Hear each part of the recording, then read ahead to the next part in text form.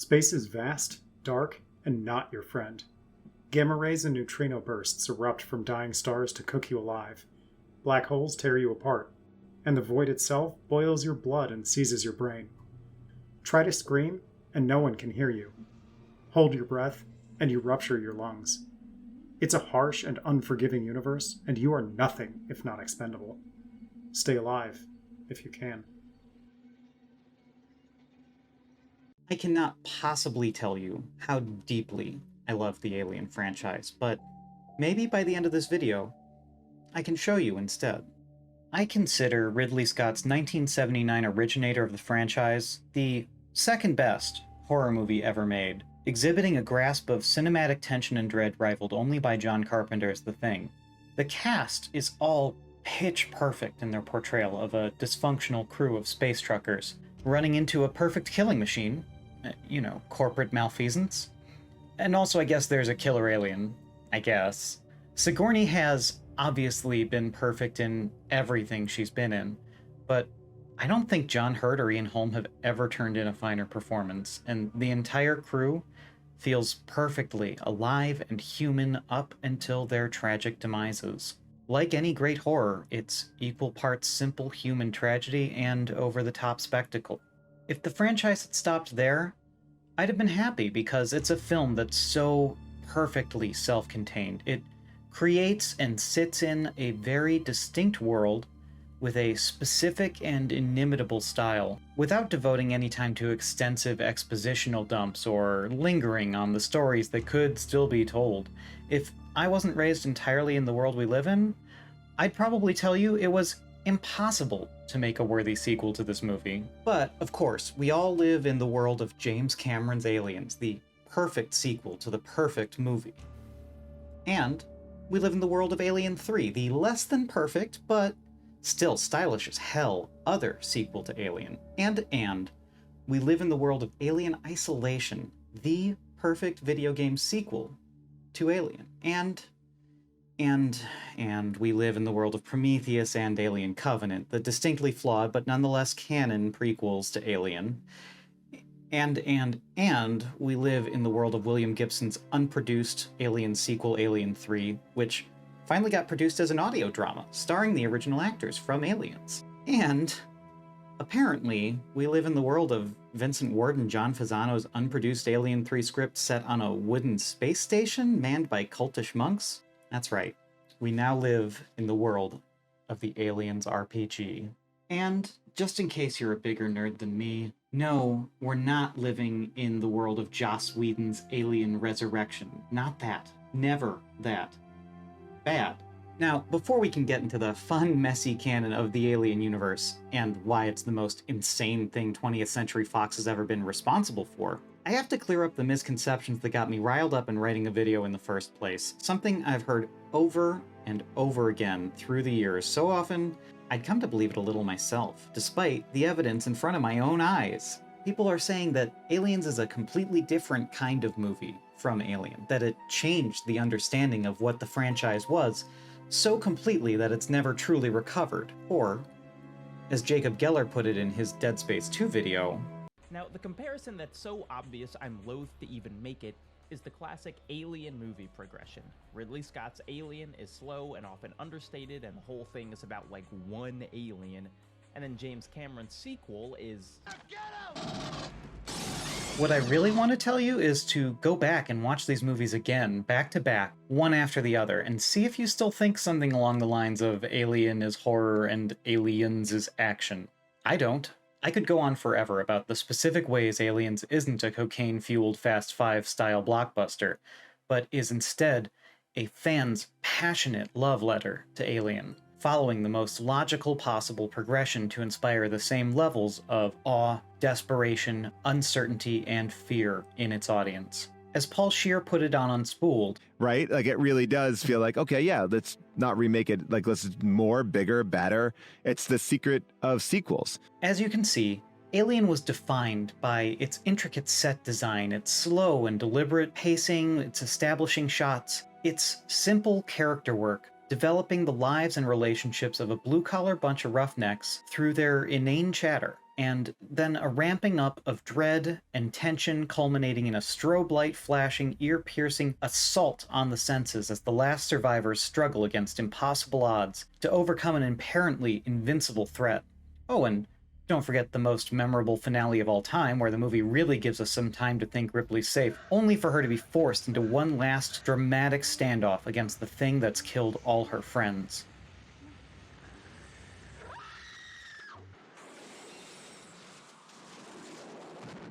Aliens, on the other hand, slowly and deliberately establishes all of its scenery with thoughtful development of Ripley and our roughneck blue-collar space marines, mostly done through their chatter. Have you ever been mistaken for a man? No. Have you? It ratchets up dread and tension every second the crew can't see the sneaky alien threat, and it explodes in a burst of strobes and klaxons as it reaches its climax, and then reaches another climax, and again, and finally, just when you think it can climax no more, Ripley is forced into one last dramatic standoff against the thing responsible for all the devastation around her, blasting it out in airlock. Again. There is no part of James Cameron's Aliens that isn't a direct reference or homage to its point of origin, and no part of the movie that isn't aware of the references and expectations of the audience, constantly working to subvert those expectations and make itself something more and better. As James Cameron said, I think that for all the negatives involved in making a sequel, you have positives, and one of the positives is if you can take that initial programming that the audience has from the other film and then do little twists and turns on it and like you said, play against their expectation of what's going to happen. If it's done in a not hostile way to the audience, then they realize that there's a little bit of fun involved and that the film is having a little bit of fun with them, but it makes them participants. It shows that the filmmakers assume a certain knowledge on their part. What I tried to do within Aliens with the various scenes that you mentioned is make the scenes so that they had a second level resonance for the people that had seen the first film. there's no way you can pull off a secret android with an audience that's seen Alien. So what do you do instead? You make the android so nice and helpful you think you know it's gotta turn evil at just the wrong moment. Bishop! God damn you! Bishop, you did okay. Absolutely no one on the crew is going to be dumb enough to put their face in front of a leathery egg anymore, but you know they're going to find a way to threaten Ripley with a good hug to the face anyway, in a dramatic twist on a specific jump scare from the first movie. If you aren't already convinced that Aliens is the perfect sequel, then there's probably nothing I can do to help convince you. To me, it's as self-evident as the roundness of the Earth or the incompetence of Rudy Giuliani. Once we accept this holy truth, we can move on to the stuff that tickles me pink about this franchise. The disaster of Alien 3, and the unproduced scripts that somehow filled out the Alien universe into more than just Weyland-Yutani and friends. Alien 3 was a famously incompetent clusterfuck of corporate indecision. 10 different writers were attached to the project at various points, producing a half-dozen different scripts before a director was even pinned down. The fact that the movie is, in fact, extremely fun to watch is mostly thanks to up-and-coming auteur David Fincher, who refused to let little things like not having a script stop him from developing a tense sci-fi thriller. A young-ish Charles Dance gets to woo Sigourney's Ripley, until a chestburster assists the couple in going all Romeo and Juliet by the end, thus concluding the Ripley era of Alien movies once and for all. I said once and for all. So, let's forget all that imaginative work by William Gibson and other top-notch sci-fi writers detailing the exploits of Bishop and Corporal Hicks, or the crazed space monks and their wooden satellites. That's all just fan fiction now, right? Let's move on instead to the shiny, clean, high-tech, futuristic world of 30 years before the grungy, dirty world of Alien. There's a lot to love in Ridley Scott's Prometheus. It deals with extremely dark themes of faith and humanity, a graphic surgical scene that everyone remembers even though they were all covering their eyes the whole time, and it set up the best portrayal of androids I've ever seen. It also gave us the stupidest scientists who have ever lived. Played coy on whether it had anything to do with the Alien franchise at all. It showcased some of the worst age makeup known to man, and oh, by the way, made the entire retro-futuristic aesthetic of Ridley Scott's own masterpiece into complete nonsense. If people made completely independent and sentient androids and had perfect holograms and automated mapping technology in 2091, then why the fuck was the Nostromo's basic-ass mother AI operated with a mechanical keyboard and a CRT in this year of our Lord 2121? If aliens just kind of happen because of some weird evolution goo, then why do they need eggs or queens to reproduce? Well, okay, let's just say that Prometheus does a lot to make any audience member ask a lot of why questions, and leave it at that. And if we even start to think about the implications it has for the Alien versus Predator canon, well, that way lies madness. Alien Covenant also introduces further inconsistencies and questions, but at least it gave us double the Michael Fassbender, double the fun. For that, I can forgive it its sins, and try to turn my analytical brain off for a bit to instead ask the important question, why aren't they naked? Come on, show us the android peen, you cowards! And then, even after the unexpected reboot prequel of my favorite franchise, the series still had more surprises in store. Between Prometheus and Alien Covenant's release, we got a fantastic chance to live in the universe of Alien and finally see what happened to Ripley's daughter while Sigourney's character was mucking about in hypersleep. Alien Isolation went full throttle at recreating the experience of the first Alien movie as an interactive adventure, going so far as to include downloadable content letting you play as the crew of the Nostromo during the events of the first movie. It was pitch perfect, bringing back that retro-futuristic aesthetic in a way nothing else in the franchise has, and letting players truly feel what it's like to be hunted by the perfect killing machine for the first and only time in history.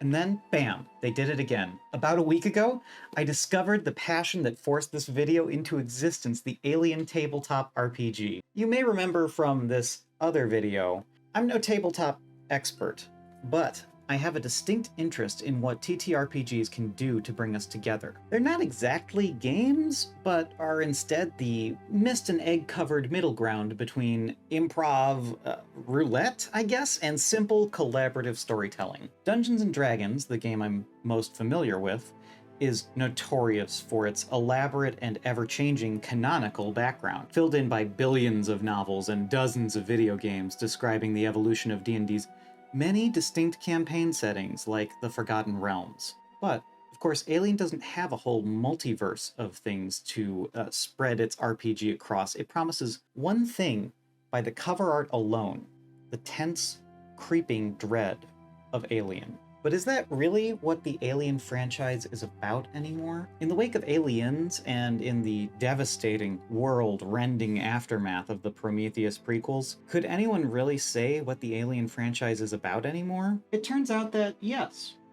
Yes, someone can.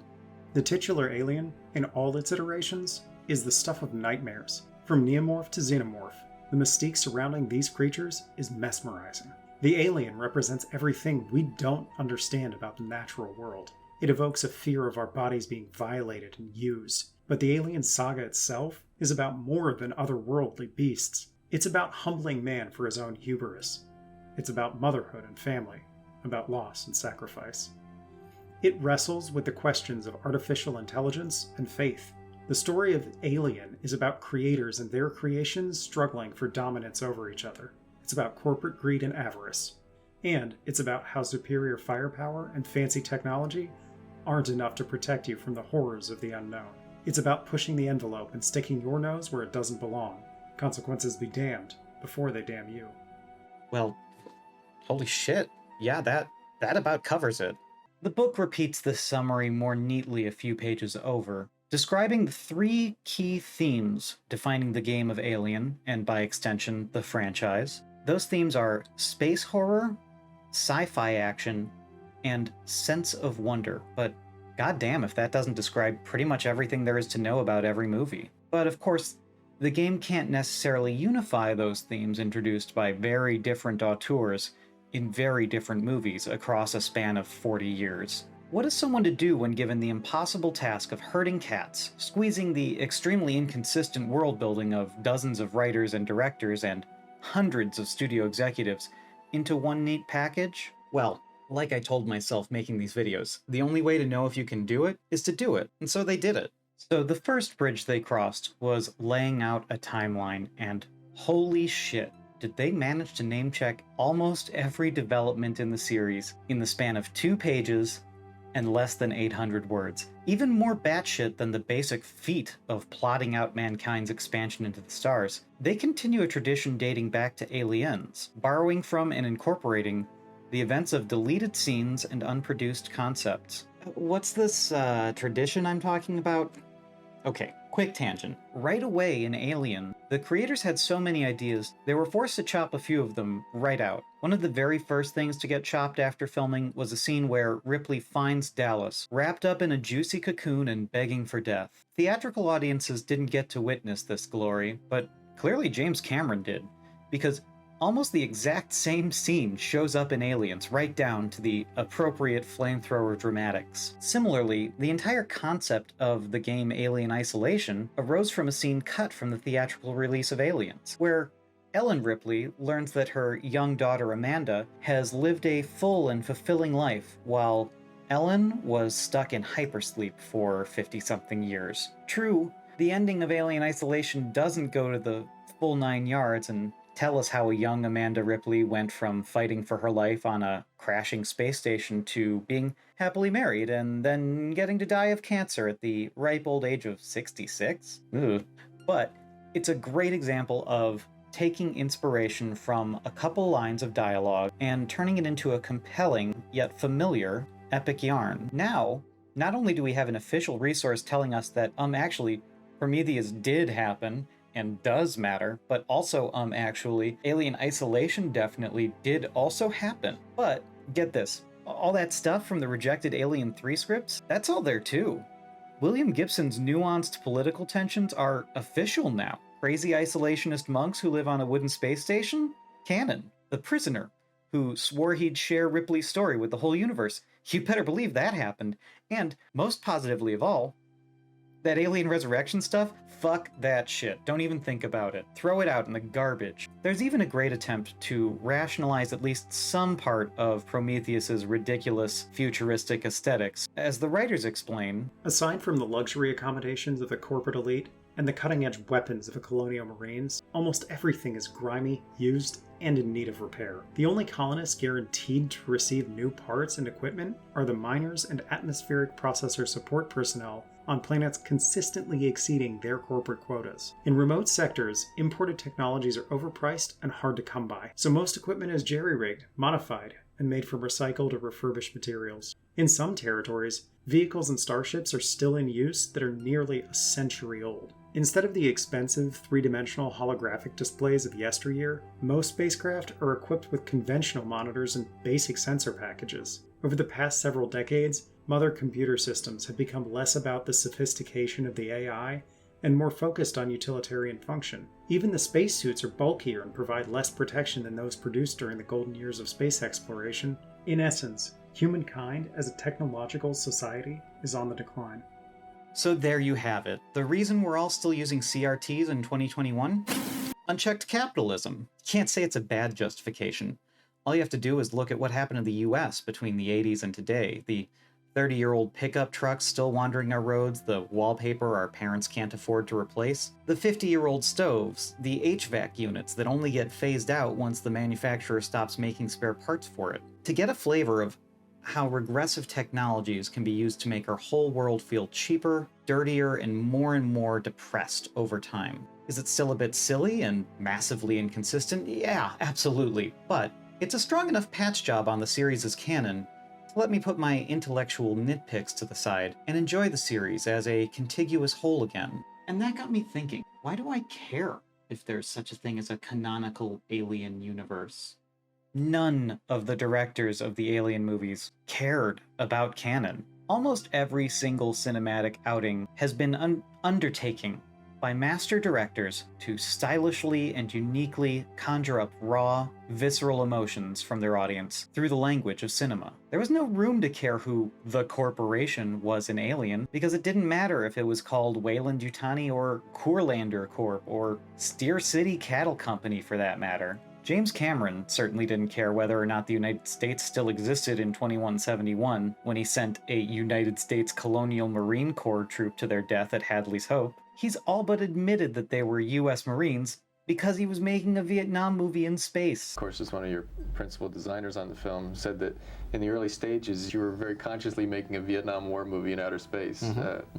The writers of Alien Isolation didn't care whether Amanda Ripley could conceivably travel to the far reaches of space and back in time to get married and die before her mother ever left hypersleep, so why do we, the fans, care so much that we've gotten our fucking wooden space station included on the timeline? I mean, now I'm left wondering why I think of fanfiction with such disdain. What is the difference between writing fanfiction and just playing an RPG? I've done both in my lifetime, although I would rather go to jail than admit any specific fanfiction authorship.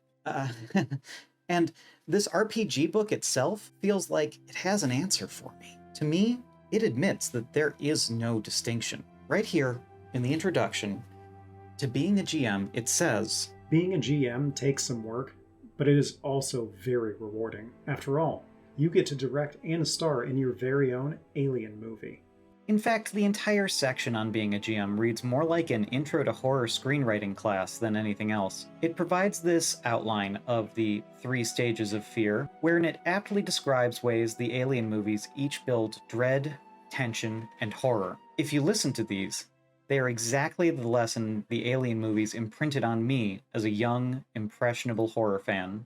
Dread. The key to using dread is planting seeds and watching events unfold. The players know something terrible is about to take place, but without knowing what it is, they can't do anything about it. Terror. You feel terror when you know something bad will happen any moment now. It is no longer a question of if, but rather when it will take place. Use it selectively for maximum effect. You don't say. Horror is the moment when the danger reveals itself. It is the moment of climax, the payoff that the earlier stages of fear have hinted at. But because of this, it is also less scary than terror. Boy, does that remind me of something. Sequels are fanfiction. There is no distinction. And if a sequel is just fanfiction that a corporation embraces and produces, then canon is just like, well, something like a legal code for a franchise? A set of rules or guidelines made to persuade people that it itself is the fair and correct interpretation. That's right, this was a sequel to my RPG video all along. Woo! I did it! I made a YouTuber sequel meta-commentary twist ending. Woo! Wait, does that mean I'm writing self-fanfiction? Well, anyway, now that I've philosophically justified the ridiculous exertions of fans and, corporate executives in making this Alien RPG book, to be honest, I'd love to write some fanfiction with you all. I have the luxury of knowing that 9/10 of my audience are just my friends. So seriously, if any of you all are super Alien nerds like me, please just come out to me and let's start exploring this crazy mixed up Alien universe together.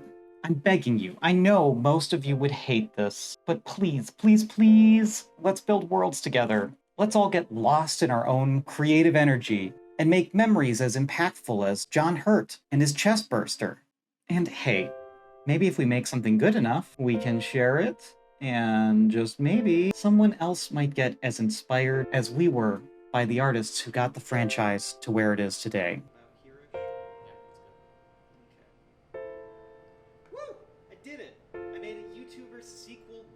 Commentary twist ending. I made it!